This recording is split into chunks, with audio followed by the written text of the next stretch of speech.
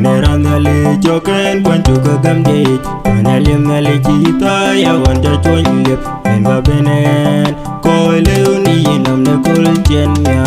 Duku beria mi dieke tietan kutan kuyaka pong Yom ben yom de piou Na guam deran kukun de dep dawat Echi ye chilwel yena yakayen gam Kawe biya ton de nye de yit Kuya kalung chaloy na wanye de banda De yena wapong yom de piou ye bene nang wap Yukuru nyari ka bene wap Koi leo ni yanam na kul chenya Duku beria mi dieke tietan kutan kuyaka pong Yom ben yom de piou Na guam deran kukun de dep dawat Wako iye chugam yukulu Chijok de pion de nyali yukulu Chijok de pion de Yecu Yen kabi wo wil piet kelonale koi kapinom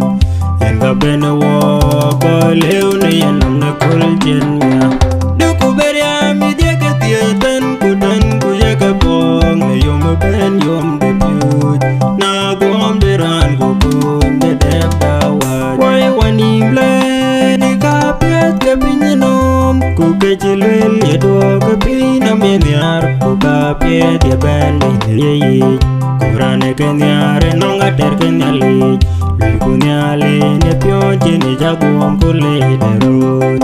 Yen kabene wo koi leo ni yanam na kul chenya